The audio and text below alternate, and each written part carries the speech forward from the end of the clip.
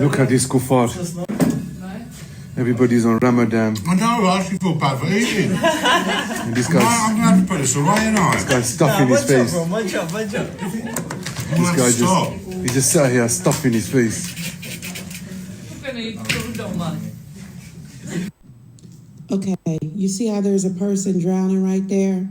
And when they pan over to the side, this is Indonesia, people are laughing.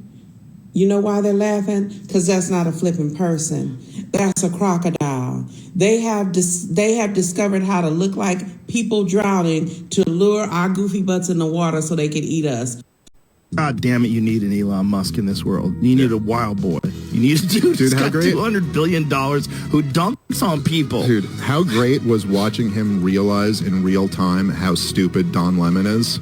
Oh my God. Like you could actually see on his face. I believe that women and minority pilots are inherently less intelligent and less skilled than white male pilots. No, I'm just saying that we should not lower the standards for them. Okay. The 3 worst things you can accidentally do with your money. And the third is the one that gets everyone, the silent killer. Sometimes it's not what you're doing that's costing you money, it's what you're not doing. Number one worst thing you can accidentally do with your money is leave it in the bank.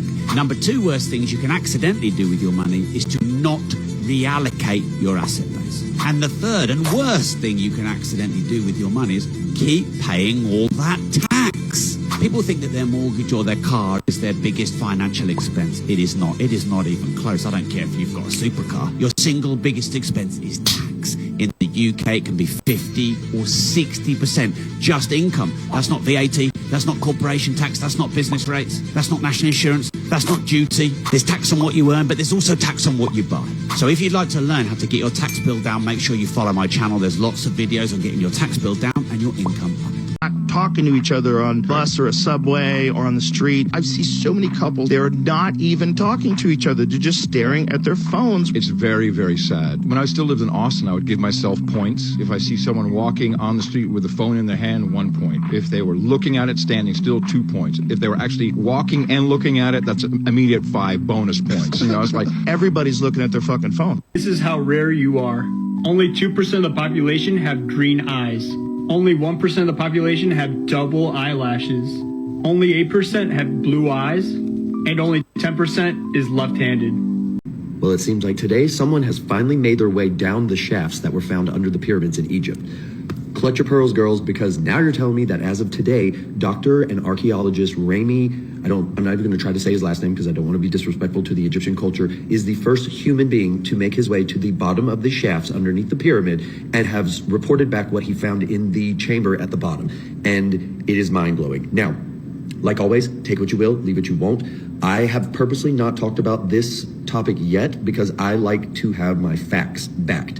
But as of today, allegedly, archaeologist Rami, I'm not going to try the name again, has made his way to the bottom, and what he found there was perfect blue, like water chambers, I guess is what I'm referring to them as, with the most beautiful blue color water that he's ever seen in his life, with preserved humanoid body-like creatures in the water, with, as he describes, the most crystal clear blue color in their eyes that he has ever seen. Now, once again, anything we talk about is for conversation, learning, entertainment purposes only. But have you heard this? Because I've now read 10 different reports and seen multiple videos all over social media, all over the different forums, and they're all claiming the exact same thing. So tell me, have you heard this? Because this is going to shake up history and the truth of our world like nothing else. So let's have this conversation today because I want to know if more people know about this. So drop it in the comments.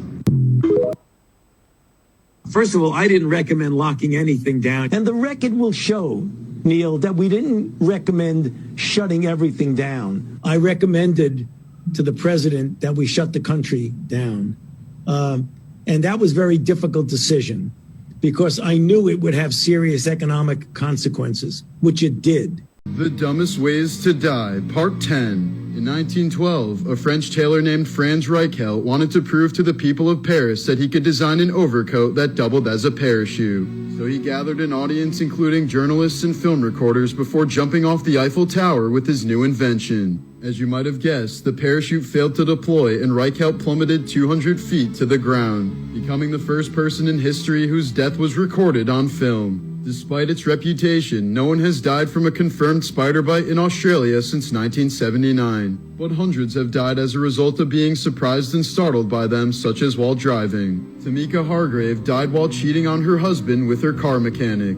They were getting it on inside of a closed garage while the car was still running, and both eventually passed out from carbon monoxide. Their unclothed bodies were eventually found by Tamika's husband. A Viking leader named Sigurd the Mighty died in such a ridiculous way that the story's been passed down for over 1,000 years. He apparently strapped the head of his defeated foe to his horse's saddle, causing the teeth to graze against his leg as he rode off.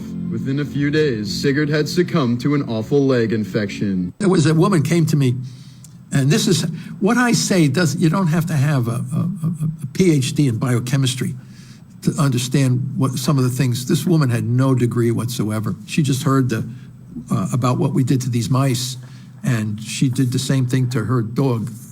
It was a pit bull, and at age 7 years old, it had a big mast cell tumor on its lip.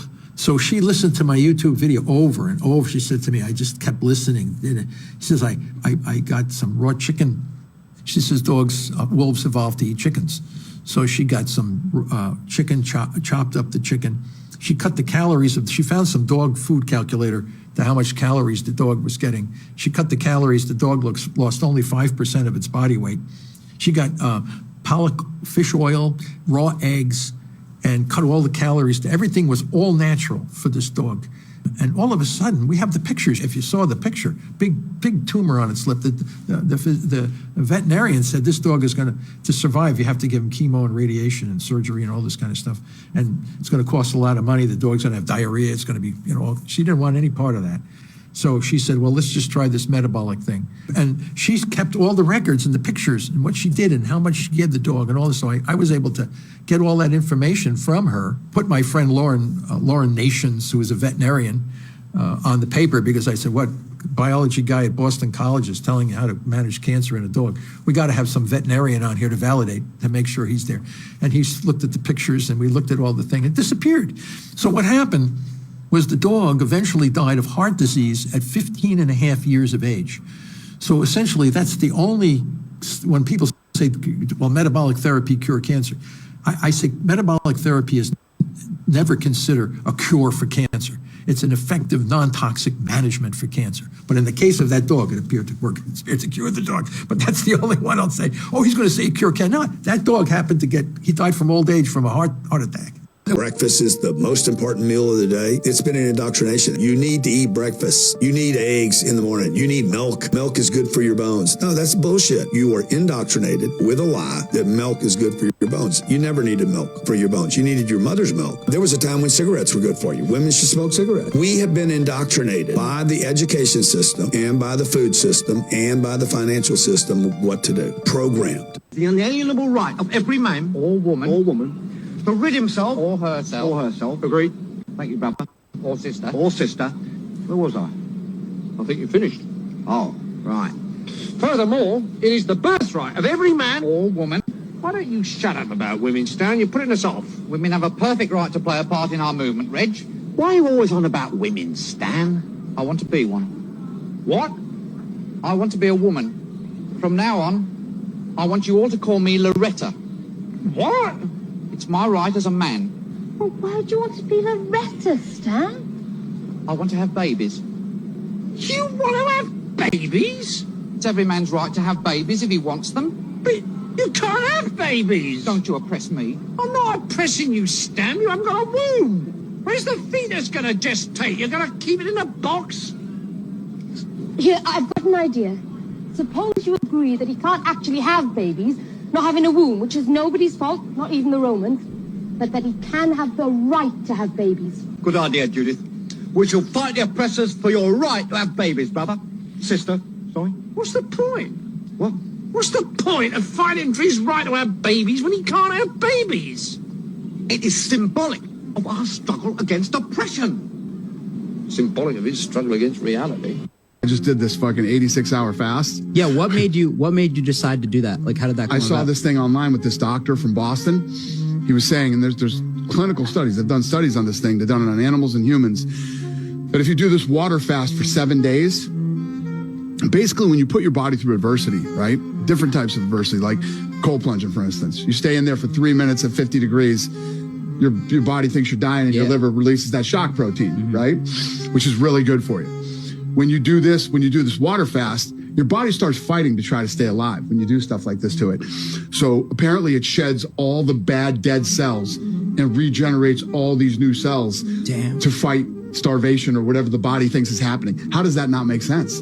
It's crazy. It's fucking awesome, man, is what it is. And there's over a 70% chance that when you do this, you don't get Alzheimer's disease or fucking cancer and a bunch of other nasty shit. This is advice I always give comics, just young men in general. Aspire to be the person you pretend to be when you're trying to get laid. Become that person. Become a person that you would admire. And then the second one is live your life like a documentary crew is following you around. Is if you wanted the whole world to go, wow, that guy's really killing it. Like, I love the way that guy handles things. You're going to fail. You're going to fuck up. You're a human. Get back into it with the same mindset. How would you want to be seen? You can become that person.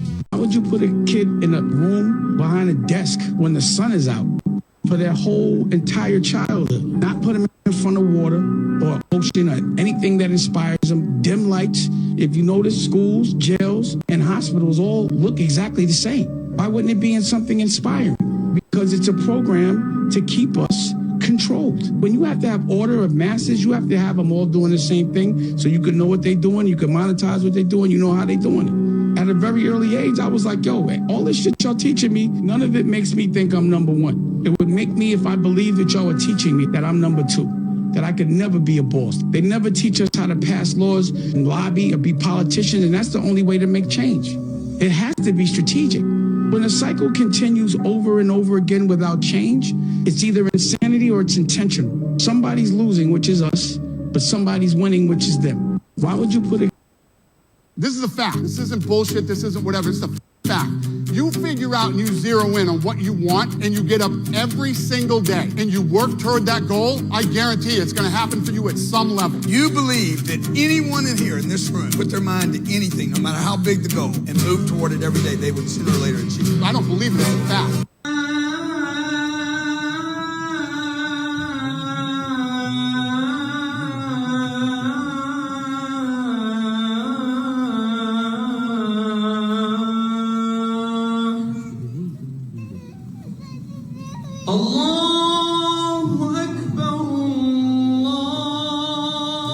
Ronaldinho magic. He was a magician.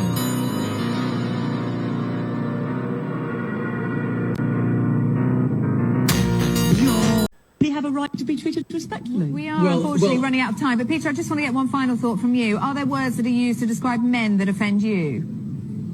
Not particularly, and if there are some I don't like, I certainly wouldn't want them banned. But it always goes back to that old adage: sticks and stones may break my bones, but there will always be something to offend a feminist.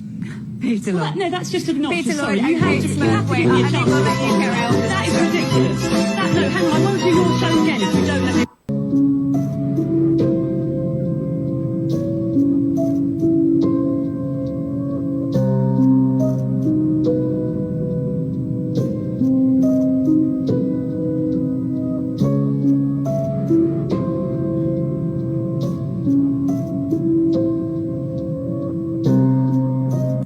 Here's what to do if you're ever followed while driving. First thing, and arguably the most important thing, do not drive home. Next, you're going to confirm that you are being followed. You can do this by taking 3 or 4 random turns. Make sure to stay on main roads where it's well lit and very populated. Also, very important to keep your windows up and your doors locked. If this person is showing aggression on the road, do not engage. Stay calm, hop on the phone with 911, or head to the nearest fire or police station. Please share this video with everybody you know. It very well could save a life. Kids and I couldn't get over how crazy delicious this broccoli crust pizza was. Seriously, I'm never going back to regular crust pizza again. Steam your broccoli, chop them tiny, and wring them out. Add in eggs, mozzarella, garlic, parsley, seasonings, and Parmesan. Form your crust and bake for 25 minutes. Add more cheese and some pepperoni to melt. Now love your life. What you say? What are you doing? Just carry on. State it. I have the belief that you may be in possession of drug. What? Yes, I got the belief Is that he you may even be an officer? you may be in possession of drug. Are you even an Stop officer? being rude and that's- just listen to him. That's why I want to search you. What's your name first before you search, man? I want to search you under section 23. Yeah, 23, can I have your name, 23. please? Say call the number, Michael. My colon is 08387. 08387. Where are you based? I'm down Lonside Police Station. And what do you want to do, search, man? I have the reason to believe that you may be in possession of a drug. What you say? Something absolutely outrageous is going to happen on Tuesday. What has happened is something that is going to undermine justice in the United Kingdom for many months, if not years to come, possibly permanently. It should never have been allowed to happen. What has happened, and it shames me to say this, being a Brit, from a country, from a nation that has been known for decades, if not centuries, as a bastion of fairness and equality before the law. What has happened is that an unelected group of individuals called the Independent Sentencing Council has issued guidelines to judges in this country that mean, in effect, from Tuesday, that white men are going to be treated more harshly by the courts than any other group in society. They have been effectively singled out for harsher treatment. The fact that this has happened should shock every man, woman and child living in these islands. The Sentencing Council is an abomination. The Sentencing Council is an insult to justice, and the Sentencing Council must be abolished now. No amount of legislation to restrict its powers will suffice. It has lost all credibility because it has abandoned the principle of equality before the law. 2 laps to go, 200 miles an hour. Here he comes. Here comes Lorenzo up the inside. Oh, and he goes so close to Rossi as he goes past, and Lorenzo claims the lead. Oh, Rossi's got him back on the brakes into turn 1. Round the outside, Rossi runs it a little bit wide, but he makes it stick. Can Lorenzo give us one of those moments now? Here he comes down the straight. Jorge Lorenzo's going to go through, and he's gone through a Valentino Rossi. Is he going to take the lead? He does. He made it stick this time round. Rossi trying to go round the outside, then on the inside of the right-hander. Rossi almost through. Lorenzo slams the door in his face. Oh, and Lorenzo's taking this on, and he's pushing Valentino Rossi to the absolute limit. Oh, look at him hanging off the bike through turn 3. The head down so far. Here comes Rossi up the inside. Rossi retakes the lead. Valentino Rossi, but now he's lost in the game. Lorenzo leads the way. 2 more corners to go up on this one. They're on the top of the hill. 12 and 13 to go. Lorenzo still leads the way. Rossi very, very close indeed. They cleanse down the hill. Reviving Valentino Rossi. Lorenzo now into turn 13. And Rossi invented something in the final corner. And Lorenzo gets close to the back. And Rossi is beating him. What a motorcycle race. Put egg and tuna and you'll always want this recipe for dinner. In a bowl, I'll add 1 egg and 170 grams of tuna. Do you already know how today's recipe will turn out? You'll be surprised. Then I'll add 1 teaspoon of salt, half a teaspoon of black pepper, 1 teaspoon of fried garlic, 1 teaspoon of chili flakes, and another egg. To start mixing all the ingredients very well. After that, I'll set the mixture aside for later. Meanwhile, I'll need a red onion. I'll slice it into very thin strips. And before I forget, let me know what city you're watching us from so I can send you a special hug. Today's hug goes to Emily Davis from Bozeman. I'm so glad you're enjoying our recipes. Now I'll add olive oil to a pan and use a brush to spread it evenly across the surface. Next, I'll add the sliced red onion. I'll saute it very well in the pan. I love making this recipe on weekday nights. It always saves me time and money, and it's very quick to prepare. Then I'll add the prepared mixture on top of the onions. I'll spread it out evenly in the pan. This recipe is so simple that anyone can make it without any problems. Next, I'll cover the pan and let it cook for 10 minutes.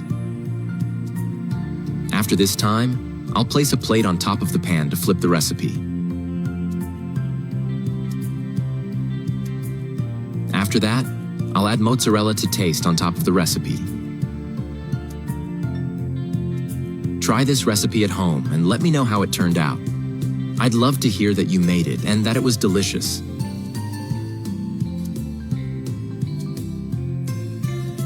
I'll also add oregano to taste on top. I'll cover the pan again and let it cook for another 5 minutes. After this time, I'll place today's recipe on a plate. Then I'll cut a piece of it. This recipe has already become a routine at my house, and I'm sure that once you try it, it'll become a routine at yours too. I love this recipe, and I'm sure you and your whole family will enjoy it as well. I always wonder why they don't have milk in the meal deal. You can buy all these different sugary drinks, but no milk. Come on, Morrison's, come on, supermarkets, let's get milk on your meal deals. We're creating awareness of the unfairness within the supply chain. If you want to support your local farmers, please follow us and give us a thumbs up in the comments below. Putin every day says, I want to settle the war. Let's negotiate. And Zelensky has said, we're not going to negotiate. But 92, the wall came down in the Soviet Union. Gorbachev said, I'm going to allow you to reunify Germany, but I want your commitment. After that, you will not move NATO 1 inch to the east. And we solemnly swore we wouldn't do it. Well, then in 97, we're going to move NATO 1,000 miles to the east and take 15 countries into it and surround the Soviet Union. We then overthrow the government. In 2014, their elected government and put in a Western sympathetic government. Russia then has to go into Crimea because they have a port at Vladivostok. It's their only warm water port. And they know the new government that we just installed is going to invite the U.S. Navy into their port. So then the Russians go in. They only send 40,000 people. It's a nation of 44 million people. They clearly do not intend to conquer Ukraine. But they want us back at the negotiating table. The Russians just want a guarantee that Ukraine won't join NATO. Zelensky signs the treaty. Putin's people sign the treaty. And Putin starts withdrawing the Russian troops in good faith. And what happens? Joe Biden sends Boris Johnson, the British Prime Minister, over to Ukraine in April and forces him to tear up the treaty. And since then, 450,000 kids have died, who none of them should. If I fully destroy the corruption and the graft, they will kill me. That's a fucked up thing to live with. Yes. So, I'm like, damn it. Well, listen, I really hope they don't kill you. Yeah, thanks. I mean, I strive to be alive. But yeah, I mean, it's a real concern. Weird Crime Facts, Part 15. 17-year-old Tyler Hadley murdered his parents for being too strict. He beat both of them to death with a hammer and then spent 3 hours cleaning up the crime scene. He then threw a house party with 60 people while the bodies were still in the bedroom. He even showed the bodies to a few friends, but was eventually caught due to word of mouth at the party. A 70-year-old man robbed a bank in Kansas City and then sat down in the lobby and waited for the cops to arrive. He said he'd rather live in jail than with his wife. In 1993, a Missouri man damaged a levee on the Mississippi River simply to delay his wife from coming home so that he could party. Instead, the river ended up flooding over 14,000 acres. The 23-year-old man was convicted for intentionally causing a catastrophe and was sentenced to life imprisonment. Morbid Facts, Part 259. This 1998 photo was taken in Omagh, Ireland, just minutes before a bomb placed in the red car exploded. 29 people were killed by the blast and another 220 were injured. The cameraman of the photo died, but the man shown with his daughter happened to survive. A healthy human heart can only beat for about 1 minute when removed from the body, but the heart of a coke user can beat for up to 25 minutes outside of the body. In 2011, a 17-year-old boy jumped off the Golden Gate Bridge to impress his friends. The jump has a 98% death rate, but the boy survived with only minor bruising. In 1980, 7-year-old Anna Bachmeyer was sexually assaulted before being strangled to death by her 35-year-old neighbor. During the trial, Anna's mother opened fire in a crowded courtroom and murdered the man. She was sentenced to 6 years in prison, but was released after 3. Weird War Facts, Part 14. Before making his name in Hollywood, Rob Riggle served in the U.S. Marine Corps for 23 years. He received several awards and commendations for his service in Kosovo, Afghanistan, and Liberia. This is how enemy aircraft was detected before the invention of radar. During World War II, there was a Soviet woman whose husband was killed by the Nazis. To avenge her husband's death, the woman sold all of her possessions and bought a tank, which she nicknamed the Fighting Girlfriend. With permission from the Soviet Union, she hunted down Nazis with her own tank. Day for someone in the UK, you wake up in your house that you paid a lot of tax to buy, and then you pay council tax every month after that, and then you turn on your tax TV and the news is talking about new tax increases. You leave to go to work, so you jump in your heavily taxed vehicle, then you fill it up with taxed fuel. All your insurances on your car or your home or anything like that, you got to pay tax for. Then you drive to work and you got to pay congestion charges before you even get there. So then you get to work where after income tax and national insurance, about a third of your income is gone. Remember, your employer earned that money, got taxed on it, then had to pay tax to pay you, and then you're getting taxed to receive it. After work, you decide to go to the shops and then buy something from a shop, and then you got to pay another 20% in tax on anything you buy. So the tiny little bit of money that you've got left, you want to get away from all the stress and all the tax. You try and book a holiday, but you can't afford the airport tax. So then there's no hope left, and you decide to just become an alcoholic for the rest of your life. But a third of that goes to tax as well. So obviously you're having such a bad day that you just die. Then you forgot you got to pay inheritance tax when you die. So literally you get taxed for dying as well. How are your sweet and sour super noodles then? Oh, give us a try. Oh, come on, I just want a little taste. No. Oh, Moody. Look, I hate it when you do this. I offered to make you some. You said no, all right? Well, I'm not hungry. I just want a little taste. Just No.